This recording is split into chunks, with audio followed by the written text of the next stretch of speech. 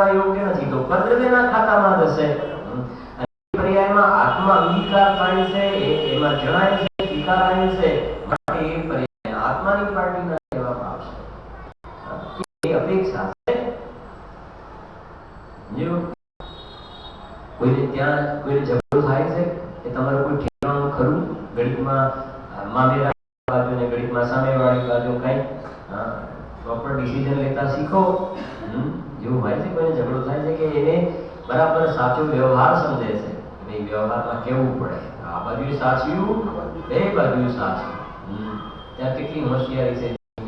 અને અહીંયા તમે જે કોઈ બરાબર, એ જો પરદ્રવ્ય કહો તો એમ નહીં વાંધો, સ્વદ્રવ્ય તો એ વાંધો, એવું નહીં ચાલે ભાઈ. સમજવી પડશે વાતને, પોતાનું કલ્યાણ કરવું હોય તો. જો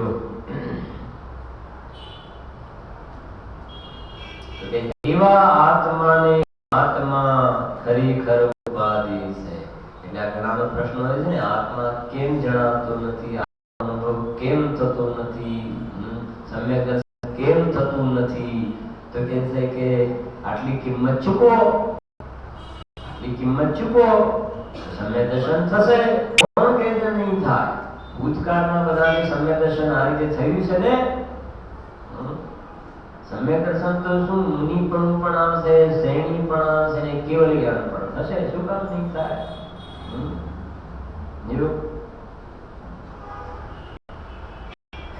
આને તો બહારનું બધું કરવું છે ને સમ્યક દર્શન કરવું છે ને, બહારના રસ અને આય તો એવું તો થોડું બની શકે.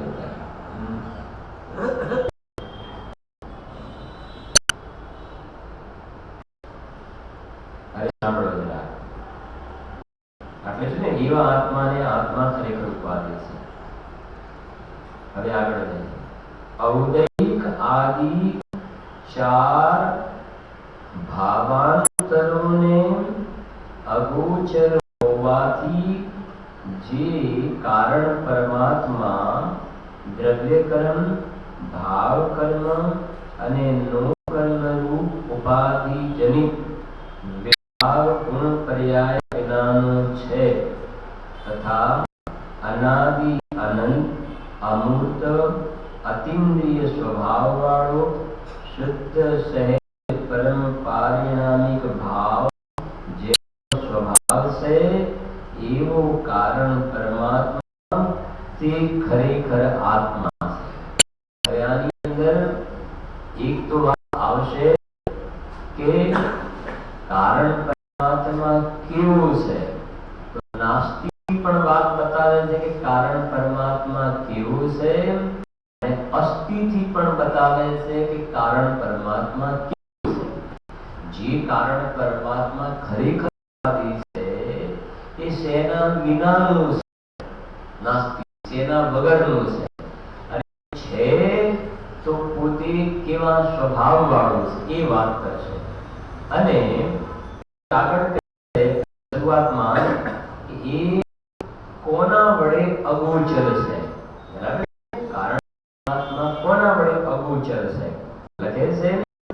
ઔદૈક આદિ ચાર ભાવાંતરોને અગોચર હોવાથી, નીચે જરા ફૂટનોટ વાંચી લઈએ. ભાવાંતરો એટલે અન્ય ભાવો. ઔદૈક, ઔષમિક, સાયોક્ષમિક અને સાયિક ચાર ભાવો પરમ પારિણામિક ભાવથી અન્ય હોવાને લીધે એને ભાવાંતરો કહ્યા છે. પરમ પારિણામિક ભાવ જેનો સ્વભાવ છે એવો કારણ પરમાત્મા આ ચાર ભાવાંતરોને ગોચર છે. શું સમજાય? પાંચ ભાવ છે ને, ચાર અભાવ, રાગ ભાવ, રજસા ભાવ, અન્યોન્ય ભાવ ને અત્યંત ભાવ. ચાર અભાવ, પાંચ ભાવ, રાગ ભાવ, પારિણામિક ભાવ, ઔદૈક ભાવ, ઔષમિક ભાવ, સાયોગિક ભાવ અને સાયિક ભાવ. હવે અહીંયા કહે છે ઔદૈક આદિ ચાર ભાવાંતર. ભાવાંતર ઔદૈક આદિ ચાર. ચાર લખે ને, પાંચમાંથી કેટલા લીધા? ચાર. પાંચમાંથી ચાર લીધા. ઔદૈક આદિ ચાર. તો એ ઔદૈક, ઔક્ષણિક, સાયોક્ષણિક અને સાયિક, એ ચાર જે ભાવ છે એના માટે શબ્દ વાપરે ભાવાંતર. ભાવાંતર એટલે જે પરમપારિણા ભાવ, જ્ઞાયક ભાવ, એનાથી આ ચાર ભાવ અલગ છે એટલે એને ભાવાંતર શબ્દ વાપર્યો. કેમ? કેમ કે જે પરમપારિણામિક ભાવ, જે કારણ પરમાત્મા, એ કાયમ ટકવા વાળો ભાવ છે. કાયમ ટકવા વાળો ભાવ. અને આ ચાર ભાવ છે ને, ઔદૈક, ઔક્ષણિક, સાયોક્ષણિક ને સાયિક, એ ટળતા ભાવ છે. ટળતા ભાવ એક સમયની એવી સ્થિતિ છે. પરમાત્મા પરમેનન્ટ રહેવા વાળો ભાવ. ચાર જે ભાવાંતર જે છે એ પલટવા વાળા ભાવ છે. કારણ પરમાત્મા માટે બીજી કહ્યું પ્રવચનની અંદર, બહુ સારું કહ્યું કે કારણ પરમાત્મા જે છે એ નિરંતર વર્તમાન રૂપ છે. શું કહ્યું? નિરંતર વર્તમાન રૂપ છે. જેને શાસ્ત્રમાં છઠ્ઠી ગાથામાં નિત્ય ઉદ્યોત રૂપ એવો શબ્દ વાપર્યો. અને સમય 73 ગાથાની અંદર પણ પ્રકારે લખ્યું છે આ ગાથા. નિત્ય ઉદય રૂપ, નિત્ય ઉદ્યોત રૂપ, નિત્ય ઉદય રૂપ, નિત્ય ઉદય રૂપ, નિત્ય ઉદ્યોત રૂપ. આમાં છે 73 ગાથા.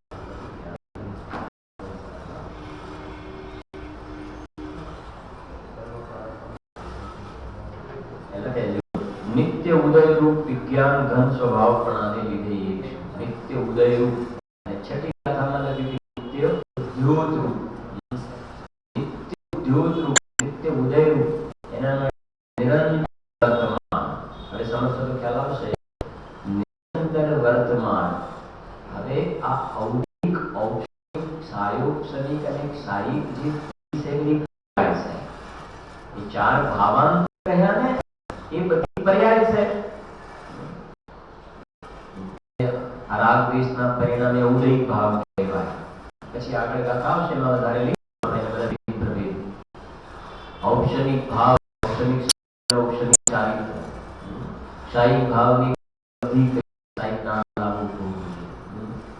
સાયોક્ષણિક ભાવ તો એ બધી પર્યાય. અને પર્યાય નિરંતર વર્તમાન નથી હોતી.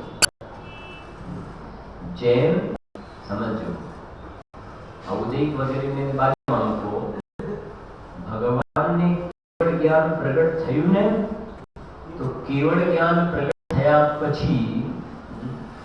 પછી બીજી પણ કેવળ જ્ઞાન, ત્રીજી કેવળ જ્ઞાન, ચોથી કેવળ જ્ઞાન, પાંચમી તો કેવળ જ્ઞાન, કેવળ જ્ઞાન, કેવળ જ્ઞાન, કેવળ જ્ઞાન, કેવળ જ્ઞાન, કેવળ જ્ઞાન. તો પણ એ પર્યાય એક સમયની હોય છે. આ જે કેવળ જ્ઞાનની પર્યાય પ્રગટીને એ નિરંતર વર્તમાન નથી, સમયનું વર્તમાન છે. પર્યાય એક સમયનું વર્તમાન છે. બીજા સમયે કેવળ જ્ઞાન પર્યાય થઈ, એ બીજી પર્યાય થઈ. પર્યાય એક પર્યાય તો પારિણામિક રૂપ થઈ ગઈ, દ્રવ્યમાં મળી ગઈ. સમજણ પડે છે? પારિણામિક દ્રવ્યમાં મળી ગઈ. અનંતાનંદ સિદ્ધાંત છે. દરેક સમય કઈ પર્યાય ઉત્પન્ન થાય છે? એટલે સિદ્ધની પર્યાય. દરેક સમય સિદ્ધની પર્યાય એટલે કે નહીં. બંદિતુ શબ્દ સિદ્ધે, તો સિદ્ધ સિદ્ધ સિદ્ધ સિદ્ધ. તો પ્રતિ સમય એ સિદ્ધ પર્યાય ઉત્પન્ન થાય છે. એ સિદ્ધની પર્યાય ઉત્પન્ન થઈ, બીજા સમયે બીજી, ત્રીજા સમયે ત્રીજી. તો સિદ્ધની પર્યાય થઈ એ બીજા સમય જોવામાં આવતી નથી. બીજા સમયનો બે તે નિરંતર વર્તમાન નહીં કહેવાય. અનંત સુખની પર્યાય ઉત્પન્ન થઈ, અનંત સુખ બીજા સમય બે થઈ ગયું. બીજા સમય સુખની પર્યાય ઉત્પન્ન થઈ પણ એ બીજા સમયની એ પછી વેર થઈ ગઈ. ત્રીજા સમયે અનંત સુખની પર્યાય ઉત્પન્ન થઈ કન્ટિન્યુ રહે અનંત કાળ સુધી અનંત સુખ અનંત સુખ અનંત પણ એક પર્યાય એક સમયની છે. પછી ભલે એવી આગળની માંગ એનો મતલબ એ એવી ને એવી ઉત્પન્ન પણ એ નથી હોતી એની એ નથી નિરંતર વર્તમાન નહીં કહેવાય. જ્યારે કારણ પરમાત્મા જે છે એ નિરંતર વર્તમાન છે. જ્યારે પણ ત્યારે નિરંતર વર્તમાન જોવામાં આવે તો હાજરી જોવા આવે. મારીચની પર્યાય વખતે પણ હતો પરમાત્મા અને એ કહે છે કે સિંહની પર્યાય છે એ વખતે નિરંતર વર્તમાન હતો અને મહાવીરની પર્યાય છે એ વખતે પણ કારણ પરમાત્મા હતો અને અત્યારે સિદ્ધની પર્યાય વખતે પણ એ નિરંતર વર્તમાન છે. ત્યારે મારીચની પર્યાય સિંહની પર્યાય મહાવીરની પર્યાય અને સિદ્ધની પર્યાય એ નિરંતર વર્તમાન ક્યાં છે? એ કહે છે કે ઔદયિકાની ચાર ભાવાંતરોને અગોચર હોવાથી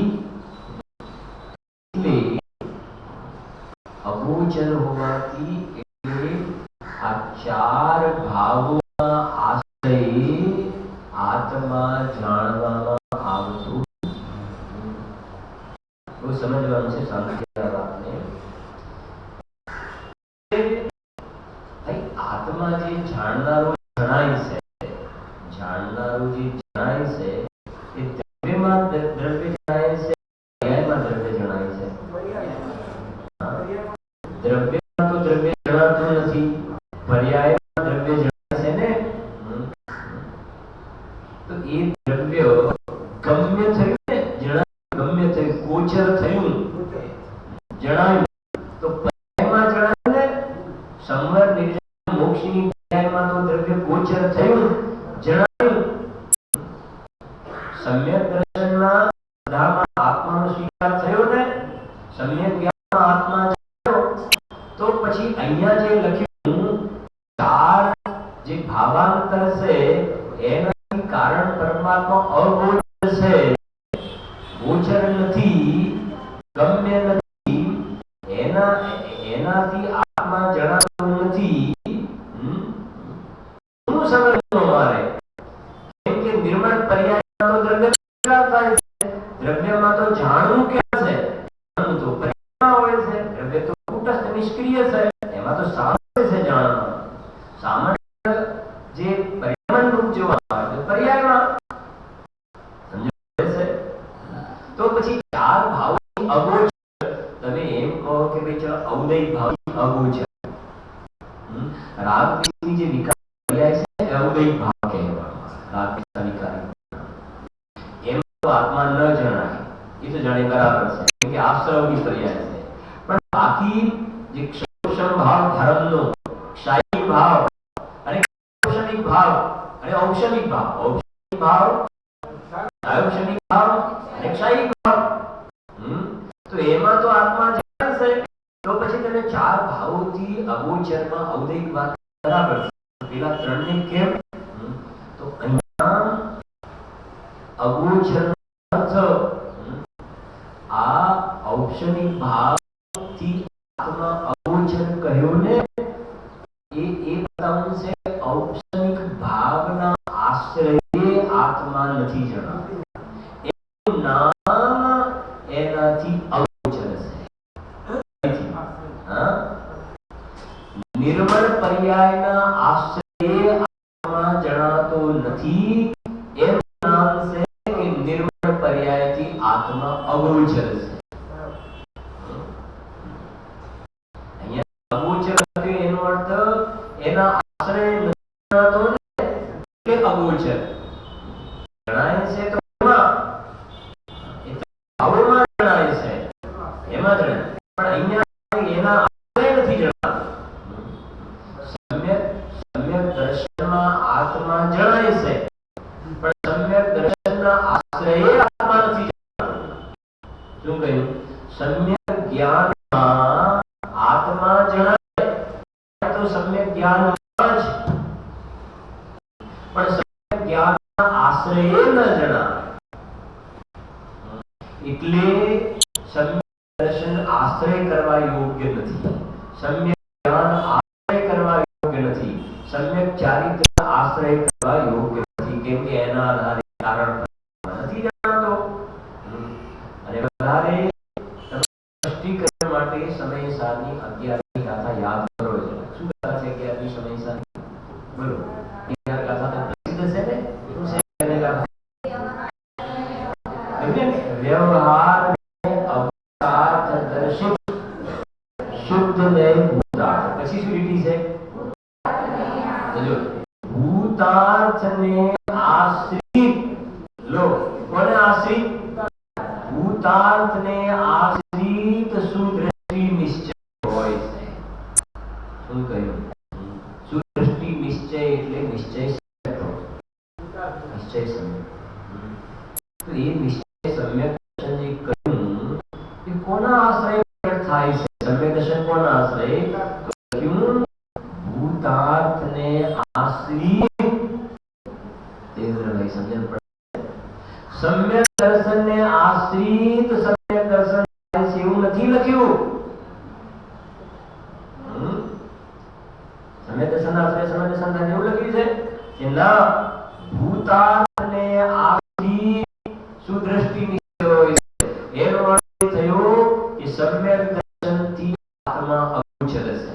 એ કહે છે આત્માના આશ્રય સમ્યક દર્શન થાય છે, કારણ પરમાત્માના આશ્રય સમ્યક દર્શનના આશ્રય સમ્યક દર્શન પ્રગટ થતું નથી, માટે સમ્યક દર્શનથી અગોચર છે આત્મા. એ કેવું છે નિશ્ચય નયાશ્રિત મુનિવરો પ્રાપ્તિ કરે નિર્માણની. તો નિશ્ચય નયાશ્રિત શું અર્થ કરીશ એનો? નિશ્ચય નયાશ્રિત, નિશ્ચય નયાશ્રિત એટલે નિશ્ચય એનો વિષયભૂત ભગવાન આત્મા, એના આશ્રય મુનિવરો પ્રાપ્તિ કરે નિર્વાણ. સમ્યક દર્શનની પ્રાપ્તિ પણ ભૂતાર્થના આશ્રય અને મુનિવરોને નિર્વાણની પ્રાપ્તિ પણ ભૂતાર્થના આશ્રય થાય છે. એટલે ચાર ભાવોના આશ્રય ધર્મની પર્યાયની ઉત્પત્તિ થતી નથી. એ જે પર્યાયમાં શુદ્ધિની ઉત્પત્તિ થઈ છે એના આશ્રય શુદ્ધિની વૃદ્ધિ નથી થતી. જે પર્યાયમાં શુદ્ધિની વૃદ્ધિ થઈ છે એ પર્યાય આશ્રય શુદ્ધિની પૂર્ણતા થતી નથી, માટે એનાથી આત્મા અગોચર હોય છે. એનાથી આત્મા ગોચર થાય એમ બની છે. કેવું છે વિચાર કરો. અને એ સમયની પર્યાયને પણ બહાર મૂકી દીધી, પરિણામ માત્ર ભિન્ન. એ કહે છે ચાર ભાવ ગોચર કહ્યું ને, ચાર પર્યાય રૂપ છે.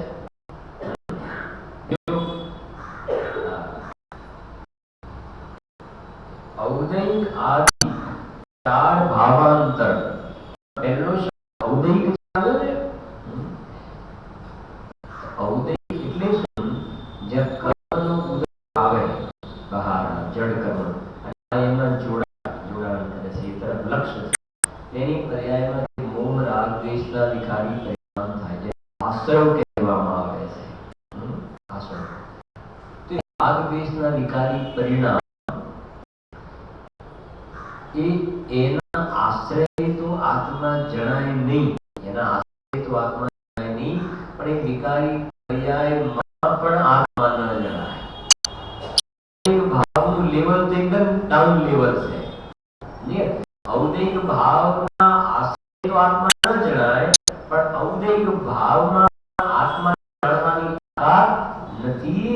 જેને ભૌતિકની ગાથામાં સમય સારમાં કહ્યું આશ્રય જડ સ્વભાવ વાળા છે, બીજા વડે જણાવવા યોગ્ય છે એવું લખ્યું. શું કહ્યું? આ માઇન્ડ જે છે ને, એ માઇન્ડ પોતાને ન જાણે, એ બીજ પોતાને ન જાણે, પરને પણ ન જાણે, બીજા વડે જણાવવા યોગ્ય છે માઇન્ડ. સમજ? એવી રીતે ઔદૈક ભાવ છે એ પોતે પોતાને ન જાણે, જ્ઞાયકને પણ ન જાણે. સમજો? ઔદૈક ભાવ પોતાને ક્યારેય પણ ન જાણે, પણ એ અવદિક ભાવ બીજા વડે જણાયો એટલે જળ સ્વભાવ વાળા છે. થોડાક આગળ સમજો.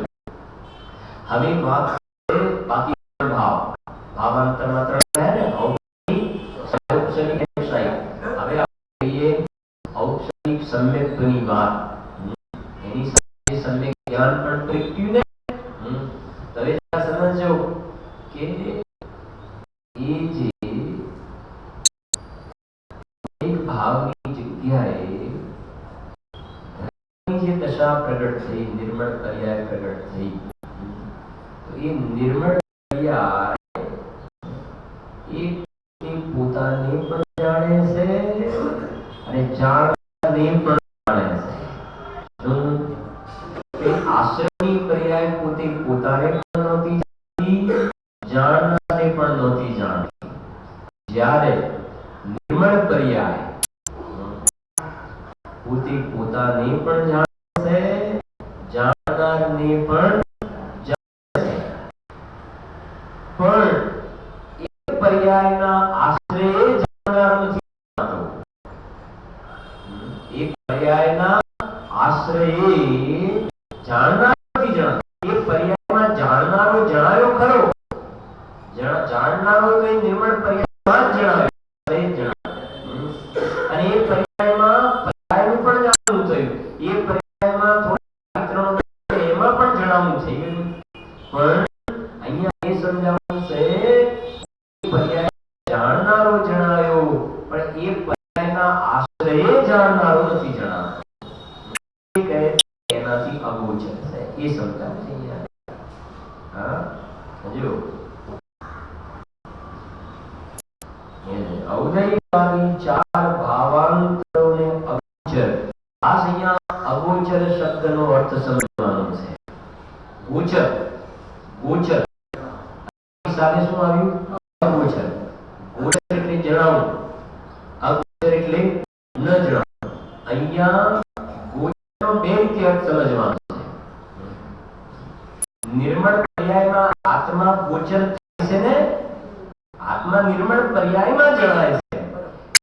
આત્મા નિર્મળ પર્યાયમાં ગોચર થાય છે એ રીતે ગોચર બરાબર છે, એ અપેક્ષા ગોચર બરાબર છે. પણ નિર્મળ પર્યાયમાં ગોચર થતો હોવા છતાં નિર્મળ પર્યાયનું અવલંબન લેવા જાય, એનો લેવા જાય તો આત્મા કારણ પરમાત્મા ગોચર થતો નથી, થતો નથી, જણાતો નથી. એટલા માટે અહીંયા કહેવામાં આવે છે કે ચાર ભાવાંતરોથી કારણ પરમાત્મા અગોચર છે. આ છે કેવું અહીંયા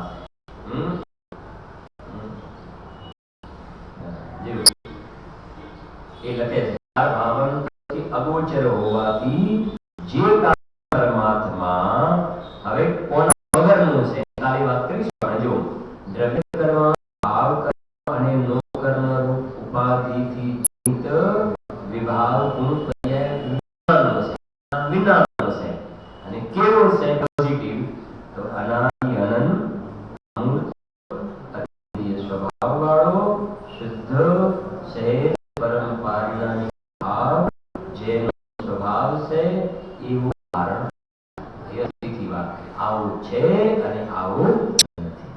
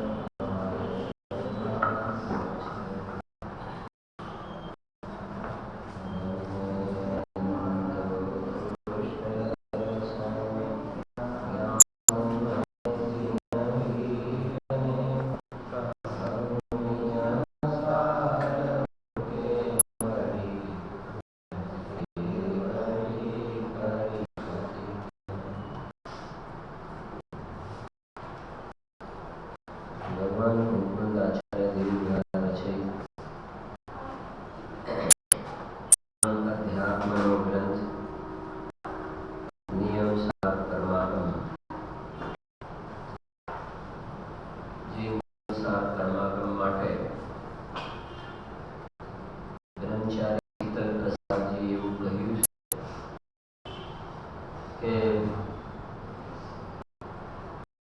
પ્રાકૃત ત્રય સમય સાર, વિલોચન સાર અને શાસ્ત્રી કાય.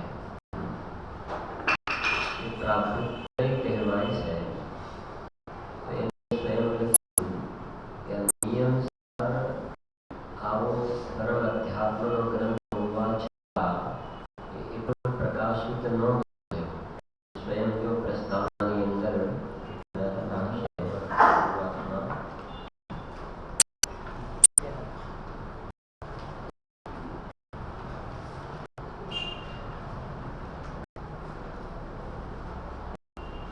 प्रकाश की निवेदन है, एवं से प्रकाश की निवेदन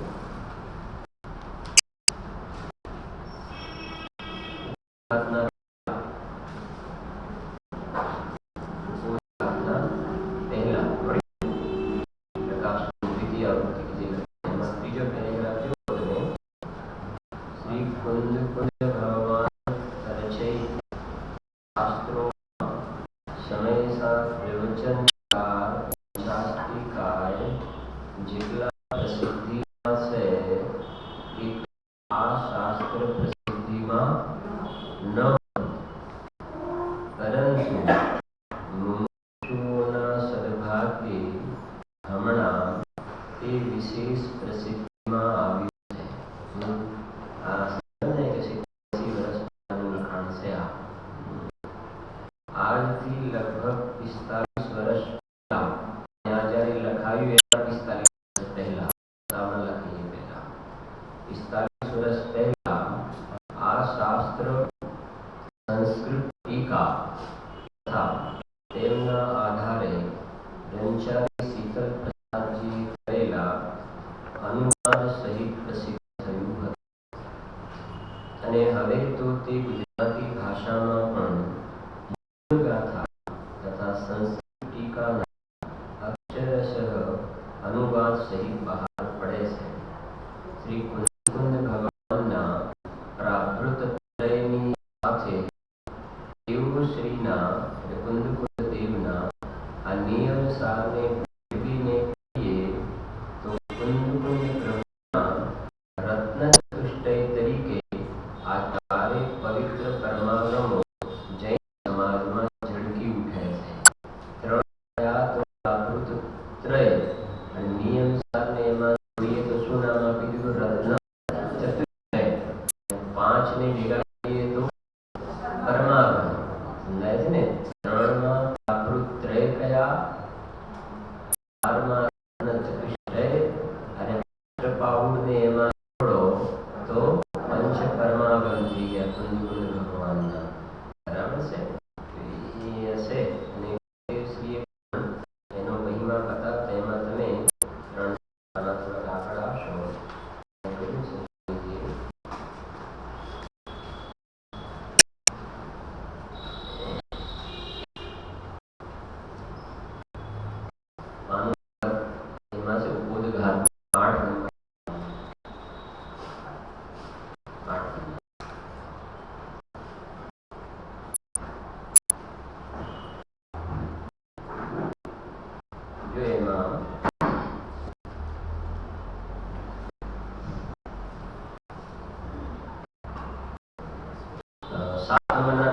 नीचेથી જુઓ. 7 નંબરના પેજ નીચેથી પડી ને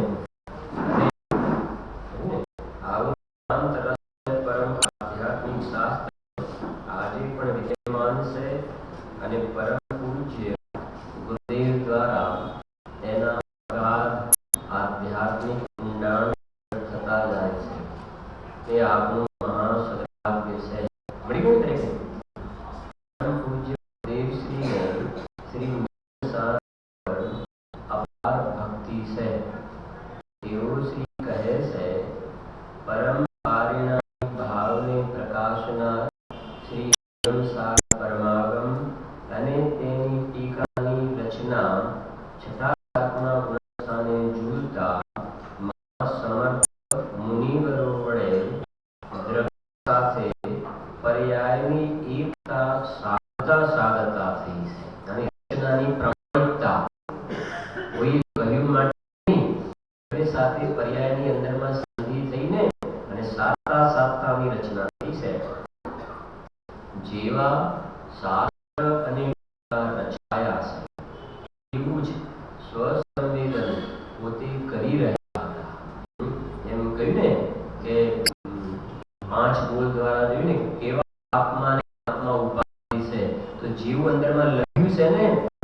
જેવું લખ્યું છે એવું એ સ્વયં પોતે પણ કરી રહ્યા હતા. એ વાત અમારે જો સ્વસંવેદન પોતે કરી રહ્યા હતા. પરમ પારિણામિક ભાવના અંતર અનુભવને શાસ્ત્રમાં ઉતાર્યો છે. જે અંદરમાં સ્વસંવેદન હતું ને એને ભાષામાં લાવવાના એને આ છે એના પ્રયત્ન. જો એક એક અક્ષર શાશ્વત અંકોત્કીર્ણમ પરમ સત્ય નિરપેક્ષ કારણ શુદ્ધ પર્યાય સ્વરૂપ પ્રત્યક્ષ સહેજ જ્ઞાન વગેરે વિષયોનું નિરૂપણ કરીને તો મુનિવરોએ અધ્યાત્મની અનુભવ ગમ્ય અત્યંત સૂક્ષ્મ અને ગહન વાતને આ શાસ્ત્રમાં ખુલ્લી કરી દીધી છે. બીજા ગ્રંથોની અંદર આ પ્રમાણે જે પરમ પારિણામિક ભાવ, કારણ પરમાત્મા, સ્વભાવ ચતુષ્ટય એવા પ્રકારની આ જે ઊંચાઈ છે ને અધ્યાત્મની અન્યત્ર નથી જોવા મળતો. જો સર્વોચ્ચ, જો હવે સાંભળ જરા શું કહે છે. સર્વોત્કૃષ્ટ પરમાગમ શ્રી સમયસારમાં પણ તે વિષયોનું આવું ખુલ્લી રીતે નિરૂપણ નથી. સમજાય છે કે નહીં? જે સમયસાર માટે ગુરુદેવ શ્રી સ્વયં કહે છે ને કે સમયસાર તો ભરત ક્ષેત્રનો ભગવાન છે. એ જ ગુરુદેવ શ્રી જ્યારે આ નિયમ સારની વ્યાખ્યાઓ કરે છે એના પ્રવચન વખતે સ્વયં સ્વામીજી બોલી ઉઠ્યા છે આમ કે સમયસારમાં પણ આ બધા વિષયોનું આવી રીતે ખુલ્લું નિરૂપણ નથી. એનું કારણ છે કે આ નિયમ સાર ગ્રંથ છે એ કુંદકુંદ દેવે સ્વયં પોતાના માટે બનાવ્યું છે. સ્વયં પોતાના માટે. છેલ્લી ગાથામાં એમણે સ્વયં પોતે કહ્યું કે મારે પોતાની ભાવના માટે મેં આ ગ્રંથ બનાવ્યો છે. જોઈએ છે પછી જો સમયસારમાં પણ તે વિષયોનું આવું ખુલ્લી રીતે નિરૂપણ નથી. અહો જેમ કોઈ પરાક્રમી કહેવાતો પુરુષ જંગલમાંથી સિંહણનું દૂધ દોરી લાવે તેમ આત્મ પરાક્રમી મહામુનિવરોએ જંગલમાં બેઠા બેઠા અંતરના અમૃત દોહ્યા છે. સર્વસંગ પરિત્યાગી નિર્ગ્રંથોએ જંગલમાં રહ્યા સિદ્ધ ભગવંતો સાથે વાતો કરી છે અને અનંત સિદ્ધ ભગવંતો કઈ રીતે સિદ્ધિ પામ્યા, એટલે કઈ રીતે સિદ્ધ થયા તેનો ઇતિહાસ આમાં મૂકી દીધો છે. હા છે. અને તમે જો હવે છેલ્લે એકદમ છેલ્લી ગાથા કાઢો 187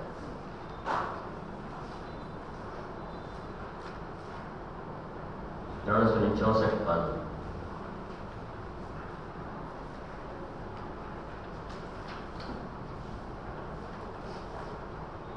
સાંભળો જરા 187 પાન. આમાં ગાથા છે નિજ ભાવના અર્થે રચ્યું મેં નિયમ શાસ્ત્ર સુશાસ્ત્ર ને. આવી ગયું ને? એટલું લખ્યું ને શેના માટે? નિજ ભાવના અર્થે રચ્યું મેં નિયમ શાસ્ત્ર સુશાસ્ત્ર ને સૌ દોષ પૂરવા પર રહી ઉપદેશ જીનનો જાણી દે. જિનેન્દ્ર ભગવાનની વાણી જે 8 નંબરની ગાથામાં કહ્યું છે ને, એ જિનેન્દ્ર ભગવાનની વાણી પૂર્વા પર દોષથી રહિત છે ને, એ જિનેન્દ્ર ભગવાનની જે વાણી દિવ્ય ધ્વનિ છે એને માથે રાખી અને મારી પોતાની નિજ ભાવના માટે જેમ સમય સાથે મમ પરમ વિશુદ્ધિ એના માટે પરમ વિશુદ્ધિ માટે આ નિયમ સાર શાસ્ત્રની મેં રચના કરી છે. પૂર્વા પર દોષ રહિત જીન ઉપદેશને જાણીને મેં નિજ ભાવના નિમિત્તે નિયમ સાર નામનું શાસ્ત્ર કર્યું છે. અને એના ઉપર પદ્મ બ્રહ્મધારી દેવજીએ આ ટીકા લખી. આ જ ગાથાની ટીકામાં પદ્મ બ્રહ્મધારી દેવ આ ગ્રંથને ભાગવત શાસ્ત્ર એવું નામ આપ્યું છે. શું નામ આપ્યું છે? ભાગવત શાસ્ત્ર. તમે જો એની અંદર બહુ સરસ છે એકદમ. 366 પેજ ઉપર જુઓ. બધું નથી લેતા આપણે 6 એક લાઈન છોડીને છે આમ 2 ટપકા કરીને પછી લખ્યું છે 2 2 4 2 6 7મી લાઈન છે. હવે જો આ નિયમસાર શાસ્ત્ર મળ્યું 366 પાના પર 7મી જે લીટી છે. આ પછી કૌંસમાં લખ્યું છે આ નિયમસાર શાસ્ત્ર ભાગવત શાસ્ત્ર છે. ભાગવત એટલે નીચે અટકે ને ભગવાનનું દૈવી પવિત્ર શાસ્ત્ર છે. આ શાસ્ત્ર નિયમસાર ભાગવત શાસ્ત્ર છે. હવે સાંભળજો જરા. જે શાસ્ત્ર નિર્વાણ સુંદરીથી ઉત્પન્ન થતા પરમ વિતરાગાત્મક નિરાવાર નિરંતર અને અનંત પરમાનંદનું દેનારું છે. જે આનંદ મળતું ને અશરીરી આત્મિક અતિન્દ્રિય આનંદનું દેનારું છે. જે નિરતિશય નિત્ય શુદ્ધ નિરંજન નિજ કારણ પરમાત્માની ભાવનાનું કારણ છે. આવી ને નિજ આપણે આવશે એ જ કારણ પરમાત્મા નિજ કારણ પરમાત્માની ભાવનાનું કારણ છે. જે સમસ્ત નયોના સમૂહથી શોભિત છે. જે પંચમ ગતિના હેતુભૂત છે. હવે આ તો શાસ્ત્રની વાત કરી હો. શાસ્ત્ર આવું છે. હવે આ શાસ્ત્રના રચયિતા કેવા છે એની વાત કરે જો. અને જે 5 ઇન્દ્રિયોના ફેલાવ રહી દેહ માત્ર પરિગ્રહ વાળાથી એટલે નિર્ગ્રંથ મુનિવરોથી રચાયું છે. શાસ્ત્ર આવું છે અને જેમના દ્વારા રચાયું છે એ કેવા છે? 5 ઇન્દ્રિયોના ફેલાવ રહી જેને દેહ માત્ર પરિગ્રહ છે એવા નિર્ગ્રંથ વિતરાગી સંતો દ્વારા આની રચના થઈ છે.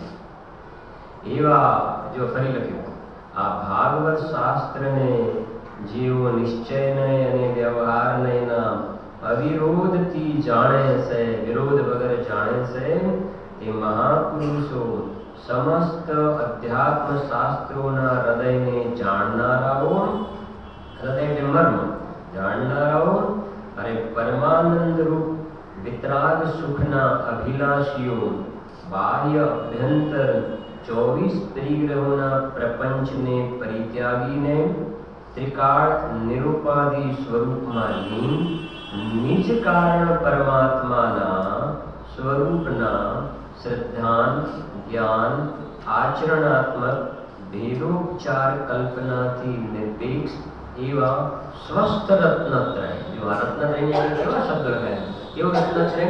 સ્વસ્થ રત્નત્રય. તો અસ્વસ્થ કયું પછી?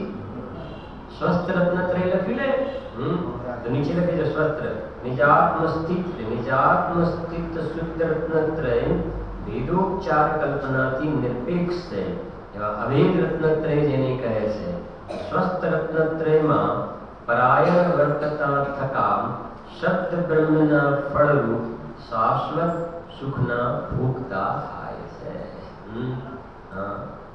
કેવી મને આમ એના પરથી ખ્યાલ આવે છે કે આ પદ્મ પ્રભવધારી દેવ એમને કહેવાય ને અધ્યાત્મ રસ પણ કેવો ઉછળતો હતો અને એમના એક કળશનો સ્વાધ્યાય કર્યું છે ને કલશોનો ત્યારે ખ્યાલ આવશે કે એમની અંદર જે કવિત્વ પણ કહેવાય એ પણ કેટલી ઊંચાઈ વાળું હતું એનો પણ ખ્યાલ આવશે.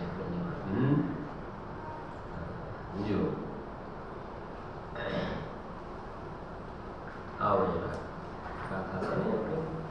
38 શુદ્ધભાવધિકા ત્રીજો ગાથા.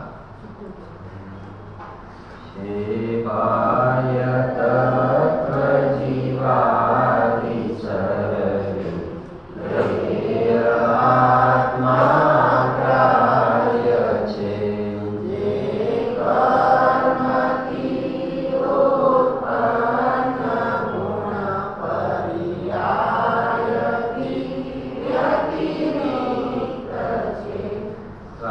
આપણે વાત થઈ સૌથી પહેલી તો ટીકામાં પદ્મ પ્રબંધારી દેવીએ બતાવ્યું કે અહીંયા અમે હે અને ઉપાધિ તત્વની વાત કરવા જઈ રહ્યા છીએ. એમાં સૌથી પહેલી વાત, જે સાતે તત્વોનો સમૂહ પરદ્રવ્ય હોવાથી ખરેખર ઉપાધિ એ તરફ જોવાની જરૂર નથી. જેમ કોઈ જગ્યાએ શહેરોની અંદર જોવા મળે છે, બધા પાર્કિંગનો નિષેધ હોય ત્યાં પાર્કિંગ કરી જાય ને, બહાર એક બોર્ડ લગાવે છે, સ્ટ્રિક્ટલી પ્રોહિબિટેડ, અથવા સ્મોકિંગ વગેરે આ તે સ્ટ્રિક્ટલી પ્રોહિબિટેડ, પ્રવેશ નિષેધ. એવી રીતે અહીંયા શ્રી ગુરુ કહે છે આ સાતે તત્વોનો સમૂહ છે ને પરદ્રવ્ય છે. એટલે એ તરફ તારે જો અનંત સુખની પ્રાપ્તિ કરવી હોય, કારણ પરમાત્માની દ્રષ્ટિ કરવી હોય, તો આ સાતે તત્વ સમૂહ એની સામે જોવાનું સ્ટ્રિક્ટલી પ્રોહિબિટેડ છે. એ તરફ જોવાની સખ્ત મનાઈ છે. જો એ તરફ જોવા જઈશ તો તને વિકલ્પ રાગ દ્વેષની ઉત્પત્તિ થયા વિના રહેશે નહીં. એટલે પહેલા તો એ વાત કરાવી કે તું અત્યાર સુધી એ બધાને તો બાજુમાં મૂકી, અને પછી અમારે શું કરવાનું? જેમ સમય સાલમાં 104 નંબરના કળશમાં કહ્યું ને આચાર્ય દેવે, ત્યાં પ્રશ્ન એ આવ્યો કે તમે એમ કહો છો કે શુભોપયોગ મહાવ્રત આદિના પરિણામ જે છે એ હે છે એમ કહો છો. 5 મહાવ્રતના પરિણામ, સમિતિના પરિણામ, મૂળના જે પરિણામ છે વ્યવહાર, એ તમે હે કહો છો. તો અમે તો ઘર-બાર, કુટુંબ, ધંધો, વ્યાપાર છોડ્યું, અશુભ તો છોડ્યું. હવે અમે શુભમાં આવ્યા, વ્રતાદિનું પાલન કરીએ છીએ, અને તમે કહો છો કે આ પણ શરણ નથી. તો પેલું તો અમે છોડ્યું છે, એ તો શરણ છે જ નહીં.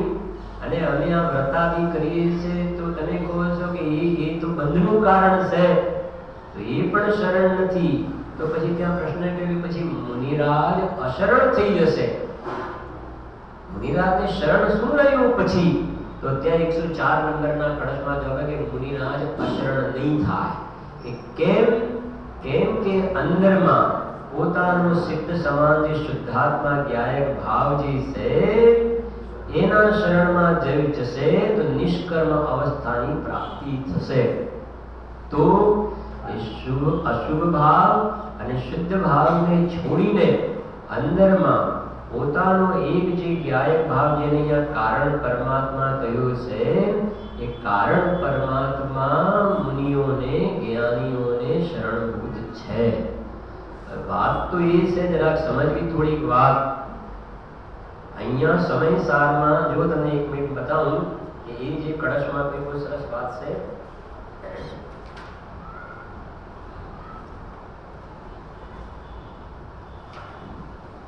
જો અહીંયા લખ્યું કે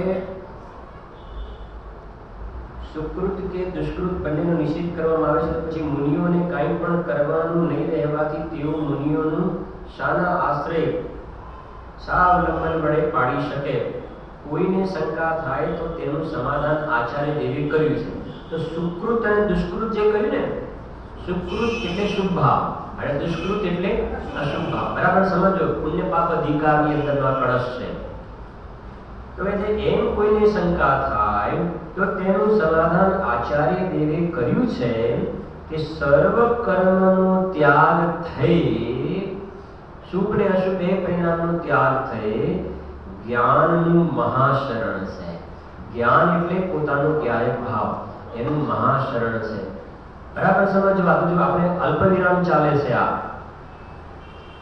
એ જ્ઞાનમાં લીન થતા સર્વ આકુળતા રહી પરમાનંદનો ભોગવટો હોય છે. તે જ્ઞાનમાં લીન થતા એટલે ખરા જ્ઞાન એટલે જ્ઞાયક ભાવ, જેનો સ્વાદ જ્ઞાની જ જાણે છે. અજ્ઞાની કશાય જીવ કર્મને જ સર્વસ્વ જાણી તેમાં લીન થઈ રહ્યો છે. વ્રતાદિના પરિણામને જ્ઞાનાનંદનો સ્વાદ નથી જાણતો. હવે અહીંયા જે વાત કરીને કે સર્વ કર્મનો ત્યાગ થઈ જ્ઞાનનું મહાશરણ છે. બરાબર સમજો. હમણાં જે આપણે વાંચ્યું એનો થોડો નિયમ સાર ગુરુદેવશ્રીજી કહ્યું ને કે સમય સાર કરતા પણ એની અંદર ઘણી ઊંચાઈ જોવામાં આવે છે. સાંભળો જરા. આમાં સમય સારમાં જે અશુભોપયોગ અને શુભોપયોગના અશરણની વાત કરી અને એની સામે શુદ્ધાત્માના શરણની વાત કરી. એટલે અશુભોપયોગ અને શુભોપયોગ હે છે અને પોતાનો ભગવાન આત્મા શરણ છે એની વાત કરી. ઠીક છે ને? જ્યારે હવે આપણી જે ગાથા ચાલી રહી છે એની અંદર એનાથી આગળ વધીને એ સંવર, નિર્જરા અને મોક્ષની પર્યાય સમજી ગયા કે નહીં? કેમ કે અહીંયા જે સુકૃત અને દુષ્કૃતની વાત લખી તો શુભ ને અશુભની વાત લખી ને, પણ જે જ્ઞાનાનંદ ભગવાન આત્માનું શરણ લેતા જે સંવર, નિર્જરા અને મોક્ષની પર્યાય, જે સ્વસંવેદન જેને જ્ઞાન કહેવાય, પ્રચુર સ્વસંવેદન જેને કહેવાય, એ પ્રચુર સ્વસંવેદનની પર્યાય એ પણ અશરણ છે. એ શરણભૂત નથી, એ પણ હે છે. આ હે ઉપાધિના કથનમાં માત્ર અશુભોપયોગ હે છે એટલું નહીં, પણ આ કહે છે કે જે અનંત ચતુષ્ટય પ્રગટ્યા એ અનંત ચતુષ્ટયની પર્યાય પણ હે છે. એ અહીંયા આ વાત છે. સમજણ પડે છે? મોક્ષ માર્ગ પ્રકાશકની અંદર સમજો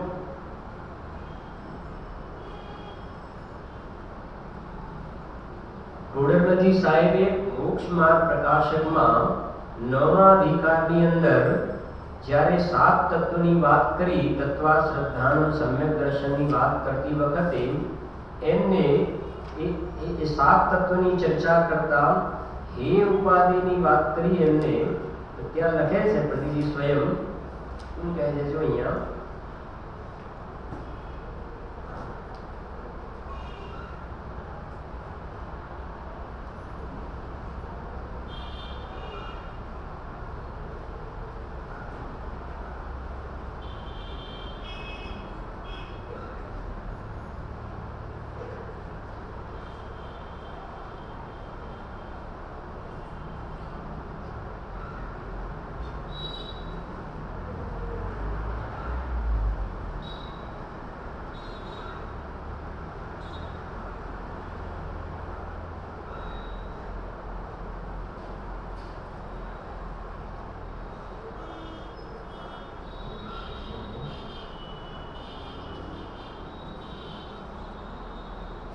એને લખ્યું કે સંવર ઉપાધિ છે, નિર્જરા હિતરૂપ છે અને મોક્ષ પરમ હિતરૂપ છે, એવું લખ્યું.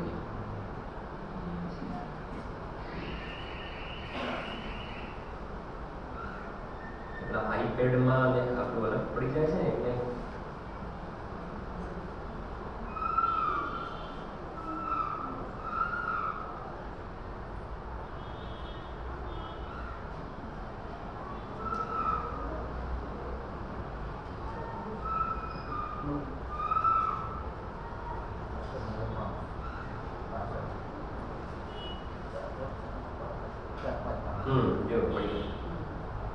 મોટા અક્ષરોમાં લખી છે 319 જો આશ્રવોને ઓળખી તેને હે માનવા. 7 તત્વની સમજજો.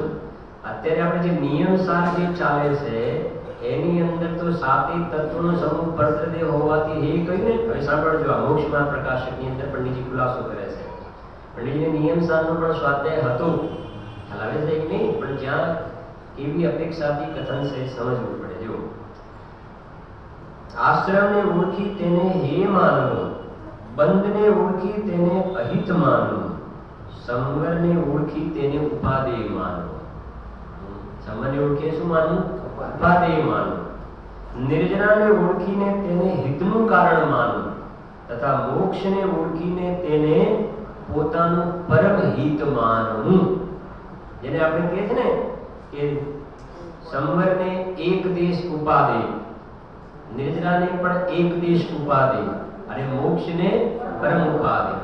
તો તો હવે અહીંયા જે ટોડરમલજી સાહેબે જે સંવરને ઉપાદેય લખ્યું ને, તો સંવરને જે ઉપાદેય લખ્યું એ સંવર ઉત્પન્ન કરવા યોગ્ય ઉપાદેય છે, પણ સંવર તત્વ આશ્રય કરવા યોગ્ય ઉપાદેય નથી.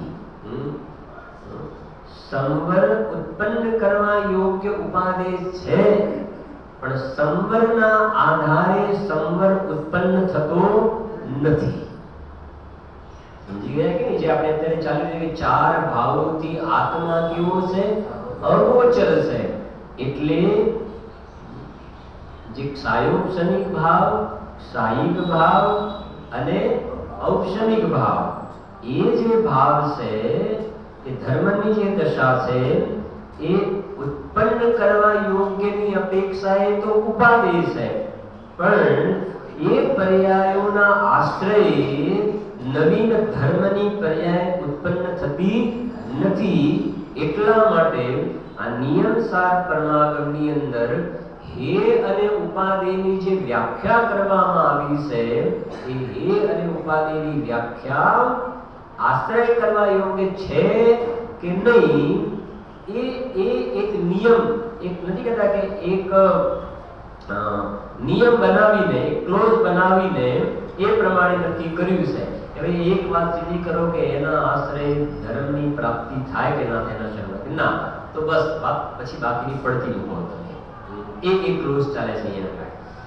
એવી જ રીતે સમજો, એવી રીતે સાતે તત્વોનો સમૂહ પરદ્રવ્ય કેમ કહ્યું?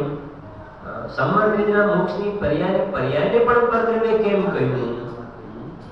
કે ભાઈ આશ્રવગતિ પર્યાય તો ઠીક છે, પણ શુદ્ધ પર્યાયને પણ પરદ્રવ્ય.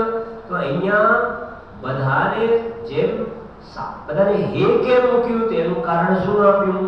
એનું કારણ એ આપ્યું કે એના આશ્રયે નિર્મળ પર્યાય થતી નથી.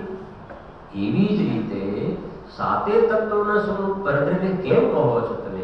શરીરને પરદ્રવ્ય કહો, મકાનને કહો, દેવ શાસ્ત્ર ગુરુને કહો તો બરાબર છે, સાતે તત્વો તો પર્યાય છે ને પરદ્રવ્ય કેમ? તો એનું કારણ એટલું જ છે કે જેમ પરદ્રવ્યના આશ્રયે નવીન પર્યાયની ઉત્પત્તિ ન થાય, એમ આ સાતે પર્યાયના આશ્રયે પણ નવીન પર્યાય નિર્મળ ઉત્પન્ન થતી નથી. માટે સાતે તત્વના સમૂહને શું કહેવામાં આવે છે? પરદ્રવ્ય કહેવામાં આવે છે. એનો હેતુ આ છે, પણ પરદ્રવ્ય કહ્યું એટલે જેમ શરીર પરદ્રવ્ય જુદું છે, એવી રીતે કેવળ જ્ઞાનની પર્યાય એવી રીતે અલગ છે, એવી રીતે જુદી છે એવું ન સમજવું.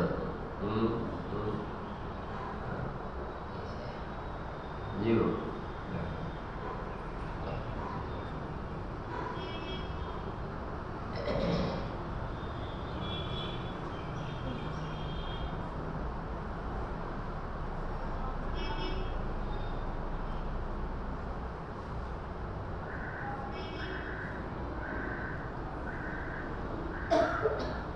એમાં 576 પર છે ને, આપણે આટલી વાત થઈ કે હે અને ઉપાધિ, એની અંદર હે કરી દો કે આટલું હે છે, અને પછી કોને આત્મા ઉપાધિ છે, તો એ કારણ પરમાત્મા કોને ઉપાધિ છે એની વાત કરી, અને એ કારણ પરમાત્મા કેવું છે તો શું કહે છે? જો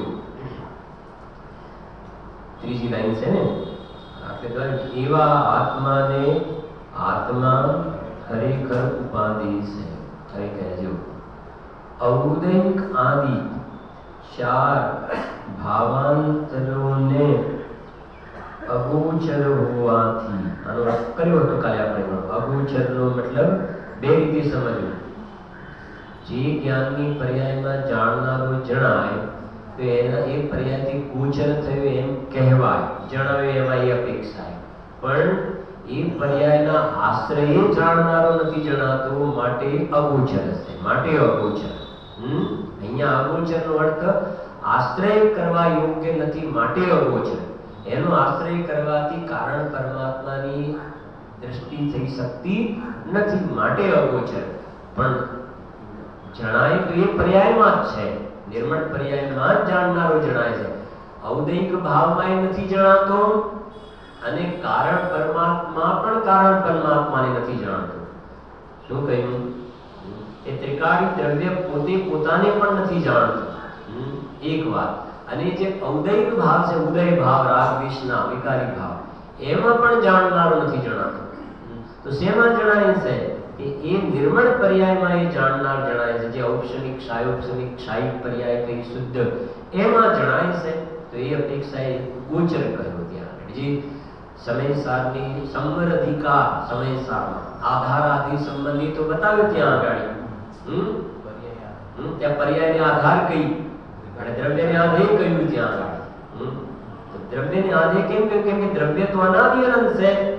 એ તો અનાદિ અનંત છે, નિરંતર વર્તમાન છે ને. પણ એ કહે છે કે એ નિરંતર વર્તમાન હોવા છતાં એ જણાય છે કોના આધારે? તો કે જે પર્યાય અંતર્મુખ થાય છે એના આધારે એ જાણનારું જણાયું. તો નિર્મળ પર્યાય આધાર અને જે ત્રિકાળી દ્રવ્ય છે આધેય. એમાં જણાવે ને દ્વિ અપેક્ષાએ એમાં જણાવે ગોચર એવું કેવું છે. હવે આને કંઈક આવું બધું સમજીને શું કરવાનું? અરે આ સમજવા જેવું વાત છે ભાઈ. અને તું કહે કે મેં બધું અઘરું પડે છે, સમજણ નથી પડતી, એવું નથી. ગુરુદેવશ્રી બધું કહે છે ને કે બીજી બધી વાતો બહારની તો કેટલી ખબર પડે છે આ જીવને, કેટલી ખબર પડે છે.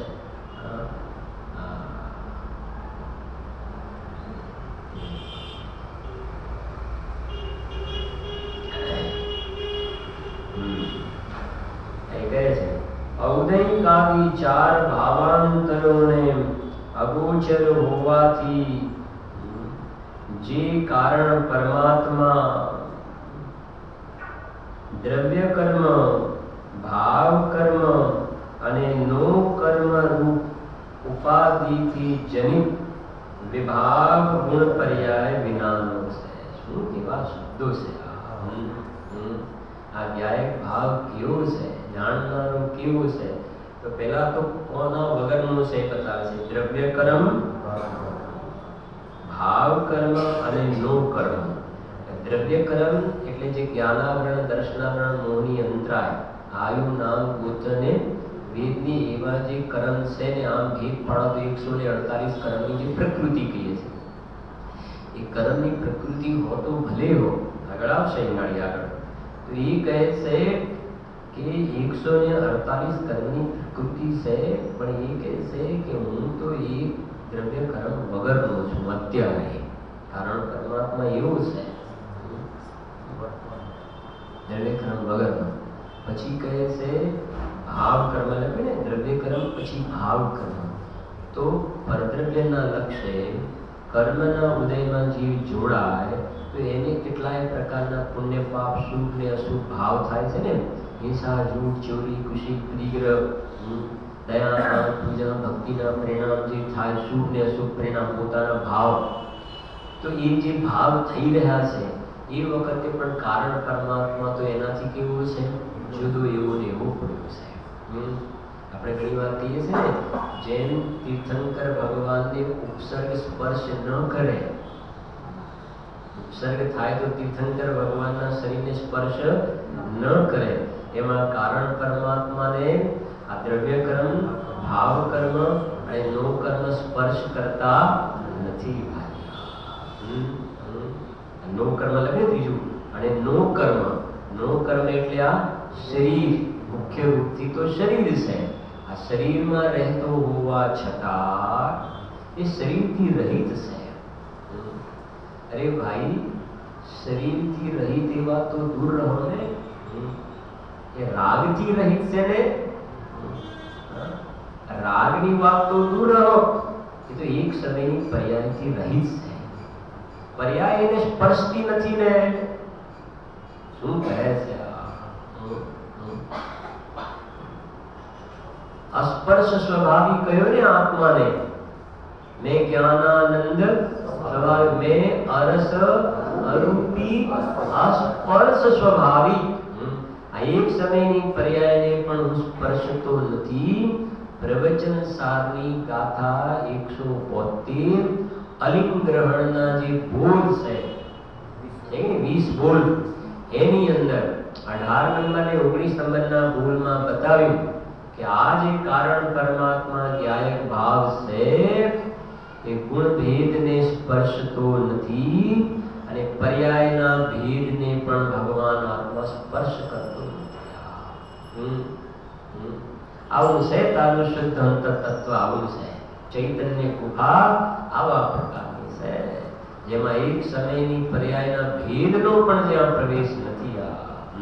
આ દ્રવ્ય કર્મ, નો કર્મ, ભાવ કર્મ એ બધા દૂર રહી ગયા ભાઈ. એ બતાવે છે આ જે છે ને, જે વખતે પર્યાયમાં રાગ દ્વેષ છે એ વખતે આ કારણ પરમાત્મા તો એનાથી ભિન્ન છે. આની અંદર એક કલશમાં આવે છે ને, અસતી સતી વિભાવે તસ્ય ચિંતાસ્તિ નો ન. 34 નંબરનો કળશ મારા ખ્યાલથી જો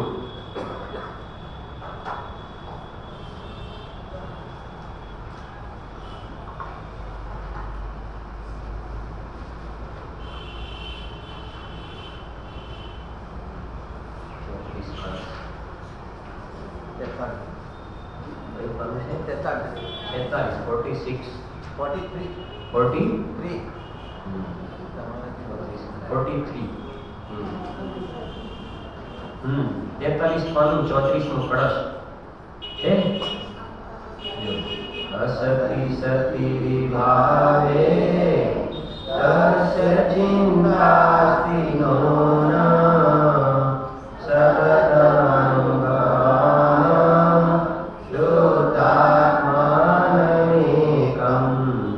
હૃદય કમલ સંસ્થં સર્વકર્મ પ્રમુક્તં ન ખલુ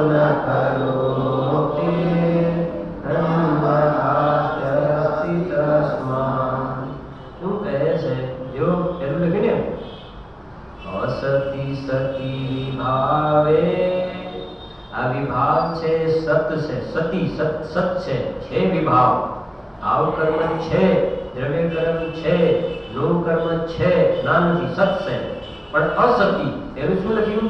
અસતી. અસતી એટલે અસતી પછી શું લખ્યું? સતી. જો પદ્મ પ્રમણ હરિદેવનું કવિત્વ જુઓ. સતી એટલે છે અને અસતી એટલે નથી. સતી એટલે છે અને અસતી એટલે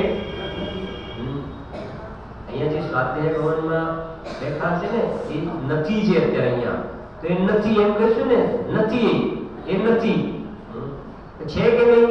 એ છે પણ અહીંયા નથી.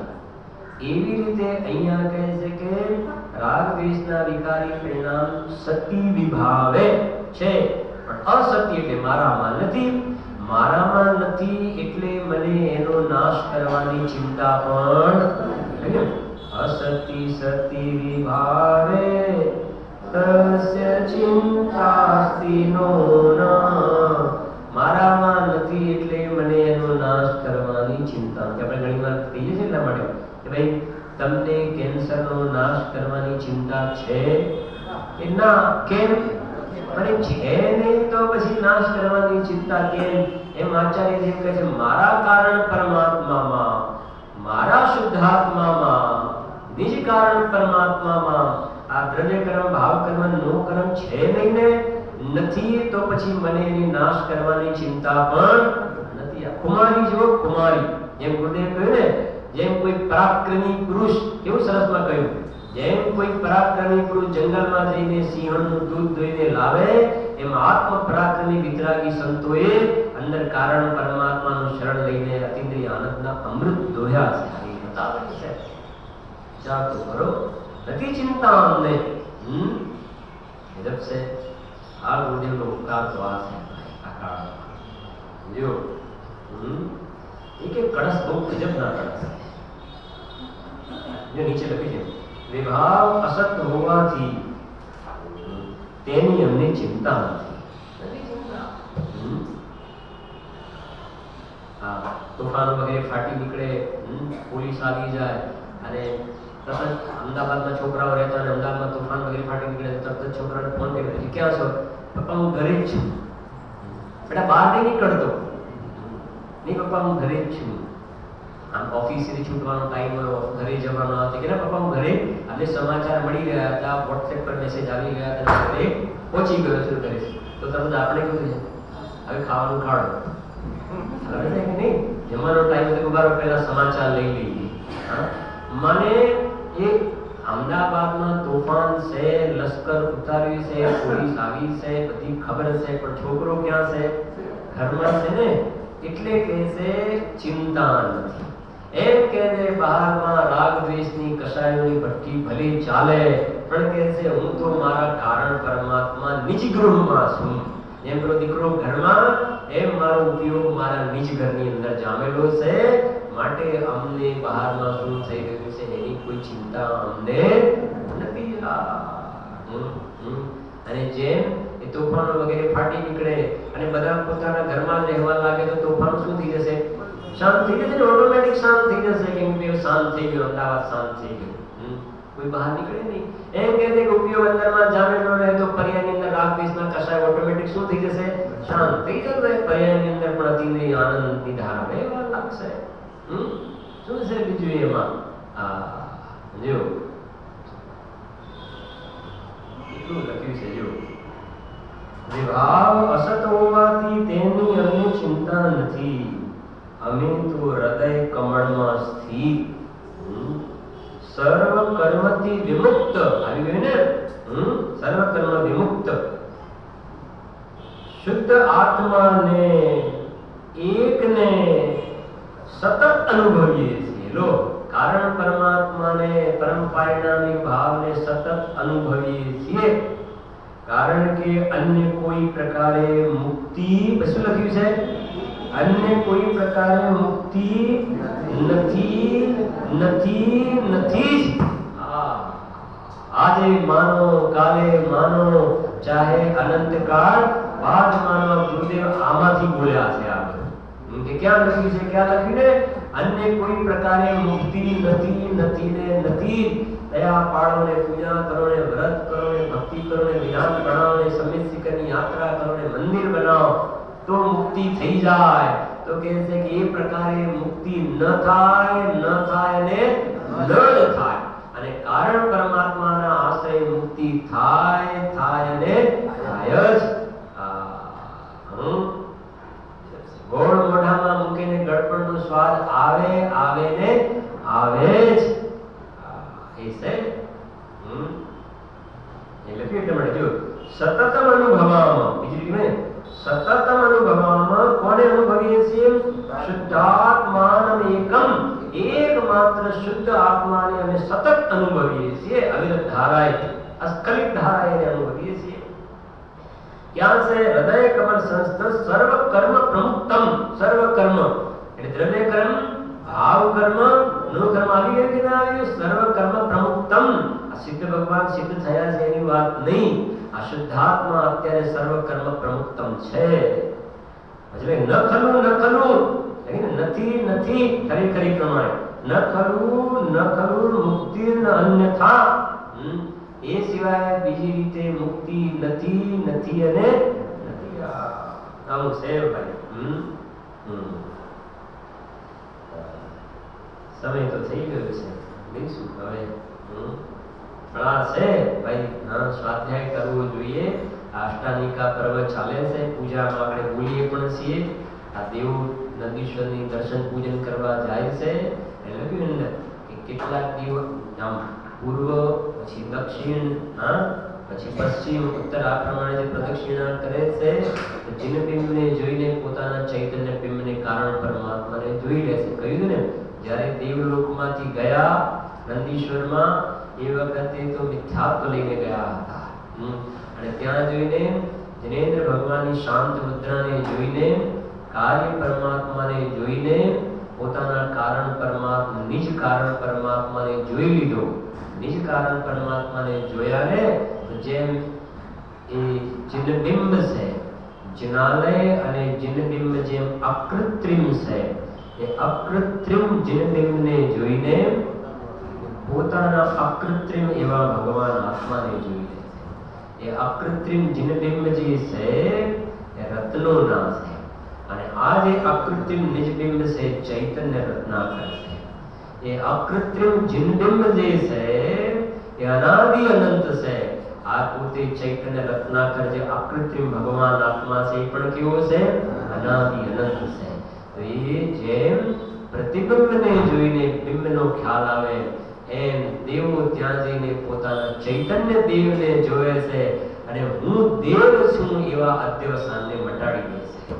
આવીને ગાથા હું દેવ છું હું મનુષ્ય છું એવા પ્રકારનું અધ્યવસાન લઈને તો ગયો પણ ત્યાં જઈને હું તો દેવાદિ દેવ અચિંત્ય શક્તિનો ધારક ચૈતન્ય દેવની જે અનુભૂતિ થઈ ત્યાં હું સ્વર્ગનો દેવ હું ભવનવાસી હું વ્યંતર હું જ્યોતિષી હું વૈમાનિક એવી પ્રકારની પ્રાપ્ત પર્યાયમાં જે તન્મયપણું એ છૂટી ગયું અને અનાદિ નિધન ચૈતન્ય દ્રવ્ય કારણ પરમાત્મામાં અહમપણું સ્થાપિત કર્યું કે જે દ્રવ્ય કર્મ ભાવ કર્મ નો કર્મથી રહિત છે। એવા ભગવાન આત્માની કારણ પરમાત્માની આપણે સર્વે અનુભૂતિ કરીએ એવી મંગલ ભાવના